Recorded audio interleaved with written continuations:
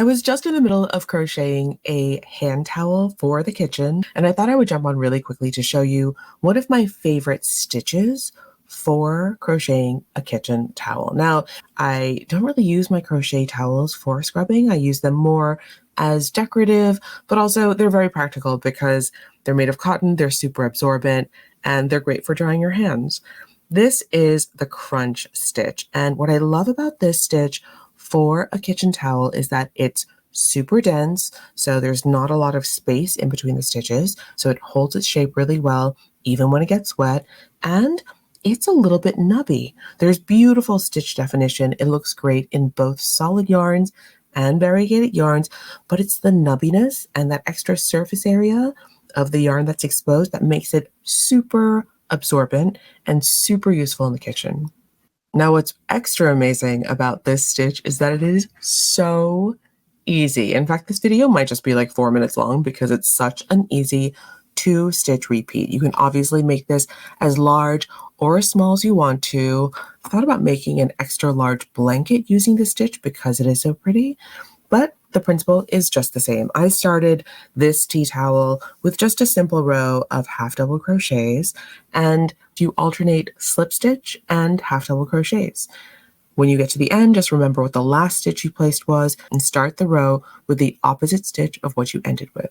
So for example, here, the row I'm doing now, I ended the last row with a half double crochet, so I'm going to start this row with chain 1 and a slip stitch.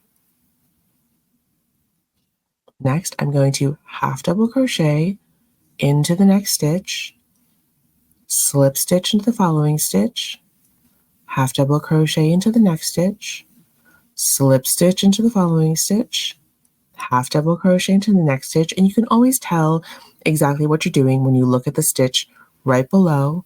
So slip stitch into the next stitch, half double crochet into the following stitch. I'm going to do this all the way across. When I first started crocheting, I never really understood why people were crocheting hand towels and face cloths, but then I realized that these are such amazing projects to use yarn that you wanted to try out at the store but didn't want to commit to buying 5 or 6 skeins of. I happen to have some cotton yarn that I wasn't really sure what to do with, and this is a perfect one small cotton skein project because hand towels don't have to be that big in the kitchen.